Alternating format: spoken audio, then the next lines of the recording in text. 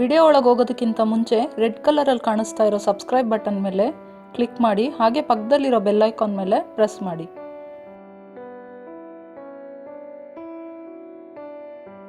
ಎಲ್ಲರಿಗೂ ನಮಸ್ಕಾರ. ಕರ್ನಾಟಕ ರುಚಿ ಚಾನಲ್ಗೆ ಎಲ್ಲರಿಗೂ ಸ್ವಾಗತ. ನಾನು ಇವತ್ತು ಇನ್ಸ್ಟೆಂಟ್ ಗುಲಾಬ್ ಜಾಮೂನ್ ಮಾಡೋದು ತೋರಿಸ್ತಾ ಇದ್ದೀನಿ. ನಾನು GRB ಮಿಕ್ಸ್ ತೊಗೊಂಡಿದ್ದೀನಿ. ಇಲ್ಲಿ ಇದನ್ನು ಫಸ್ಟು ಜರಡಿ ಹಿಡ್ಕೊಂಡ್ಬಿಡೋಣ. ಜಾಮೂನ್ ಮಿಕ್ಸ್ನ ಒಂದ್ಸರಿ ಜರಡಿ ಹಿಡ್ಕೋಬೇಕು, ಏಕೆಂದರೆ ಇದರಲ್ಲಿ ತುಂಬ ಲಮ್ಸ್ ಇರುತ್ತೆ. ಲಮ್ಸ್ ಎಲ್ಲ ಕ್ಲಿಯರ್ ಆಗುತ್ತೆ. ನೋಡಿ, ನಾನೆಲ್ಲ ಜರಡಿ ಹಿಡ್ಕೊಂಡಿದ್ದೀನಿ. ಇದನ್ನ ಮಿಕ್ಸ್ ಮಾಡ್ಕೊಳ್ಳೋದಕ್ಕೆ ಮುಂಚೆ ಸಕ್ಕರೆ ಪಾಕಕ್ಕೆ ರೆಡಿ ಮಾಡ್ಕೊಂಡ್ಬಿಡೋಣ. 175 ಗ್ರಾಮ್ಸ್ ಇದೆ ಇದು ಜಾಮೂನ್ ಮಿಕ್ಸ್. ಅದಕ್ಕೆ ನಾನು 300 ಗ್ರಾಮ್ಸ್ ಅಷ್ಟು ಸಕ್ಕರೆ ತಗೊಂಡಿದ್ದೀನಿ.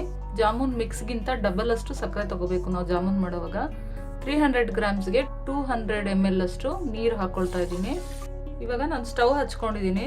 ಒಂದು 4-5 ದಳ ಕುಂಕುಮ ಕೇಸರಿ ಹಾಕೊಂಡಿದ್ದೀನಿ, ಕೇಸರಿ ಹೂವು, ಯಾಲಕ್ಕಿ ಪುಡಿ ನಾನು ಆಮೇಲೆ ಸೇರಿಸ್ಕೊಳ್ತೀನಿ. ಇವಾಗ ನಾವು ಹಿಟ್ಟು ರೆಡಿ ಮಾಡ್ಕೊಳ್ಳೋಣ. ನಾನು ಹಾಲು ಕಾಯಿಸಿ ಇಟ್ಕೊಂಡಿದ್ದೀನಿ. ನಾನು ಹಾಲಲ್ಲೇ ಕಲಸೋದು ಯಾವಾಗಲೂ ಜಾಮೂನ್ನ. ಹಾಲಲ್ಲಿ ಕಲಸಿದ್ರೆ ನಿಮಗೆ ಚೆನ್ನಾಗಿ ಬರುತ್ತೆ ಜಾಮೂನ್ ಸಾಫ್ಟ್ ಆಗಿ. ಒಂದೇ ಸರಿ ಜಾಸ್ತಿ ಹಾಕ್ಲಿಕ್ಕೆ ಹೋಗಬೇಡಿ, ಸ್ವಲ್ಪನೇ ಹಾಕೊಂಡು ಮಿಕ್ಸ್ ಮಾಡ್ಕೊಳ್ಳಿ. ನೀವು ನೋಡ್ಬೋದು, ಇಲ್ಲಿ 1 ಸ್ಪೂನ್ ಅಷ್ಟು ತುಪ್ಪ ಹಾಕೊಳ್ತಾ ಇದ್ದೀನಿ ನಾನು.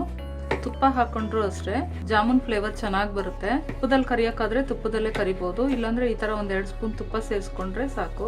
ಇದನ್ನ ನಾವು ನಾದ್ಕೋಬಾರ್ದು, ಈ ತರನೇ ಕೈಯಲ್ಲಿ ಸಾಫ್ಟ್ ಮಾಡ್ಕೋಬೇಕಷ್ಟೇ. ನೋಡಿ, ಈ ಕನ್ಸಿಸ್ಟೆನ್ಸಿಲಿ ಇರಬೇಕು. ನೋಡಿ, ನಾನು ಕಲ್ಸ್ಕೊಂಡು ಇಟ್ಕೊಂಡಿದ್ದೀನಿ. ಈ ಕನ್ಸಿಸ್ಟೆನ್ಸಿಲಿ ಇದ್ರೆ ಸಾಕು. ನಾವು ಇವಾಗ ಉಂಡೆಗಳು ಮಾಡ್ಕೊಂಡು ಬಿಡೋಣ. ಕೈಗೆ ಸ್ವಲ್ಪ ತುಪ್ಪ ಸವರ್ಕೊಳ್ಳಿ. ಫಸ್ಟ್ ಸಾಫ್ಟಾಗಿ ರೋಲ್ ಮಾಡ್ಕೋಬೇಕು ನಾವು, ತುಂಬ ಪ್ರೆಸ್ ಮಾಡಬಾರ್ದು. ನೋಡಿ, ಈ ಥರ ಒಂದು ಕ್ರ್ಯಾಕ್ಸು ಇಲ್ದಿರೋ ಹಾಗೆ ಈ ಥರನೇ ಉಂಡೆ ಕಟ್ಕೊಳ್ಳೋಣ ಪೂರ್ತಿ. ನೋಡಿ, ನಾನು ಉಂಡೆಗಳನ್ನೆಲ್ಲ ಮಾಡಿ ಇಟ್ಕೊಂಡಿದ್ದೀನಿ.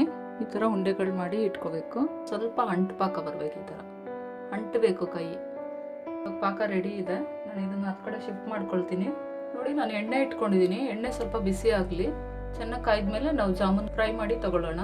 ನೋಡಿ, ಇವಾಗ ಎಣ್ಣೆ ಕಾಯ್ದಿದೆ. ನಾನು ಒಂದೊಂದೇ ಉಂಡೆಗಳನ್ನ ಹಾಕೊಳ್ತೀನಿ. ತುಂಬ ಜಾಸ್ತಿನೂ ಎಣ್ಣೆ ಕಾಯ್ದಿರಬಾರ್ದು, ಮೀಡಿಯಮ್ ಆಗಿ ಕಾಯ್ದಿರ್ಬೇಕು, ಇಲ್ಲಾಂದ್ರೆ ಹಾಕಿದ ತಕ್ಷಣ ಕಪ್ಪಾಗ್ಬಿಡುತ್ತೆ ತಳ.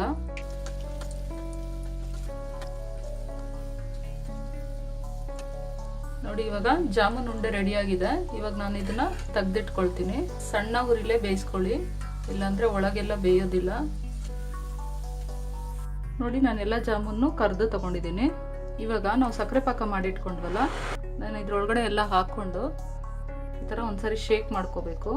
ಶೇಕ್ ಮಾಡಿಕೊಂಡು ನಾವು ಮುಚ್ಚಿಟ್ಕೊಂಡ್ಬಿಡೋಣ. ಒಂದು ಅರ್ಧ ಗಂಟೆ ಬಿಟ್ಟು ತೋರಿಸ್ತೀನಿ.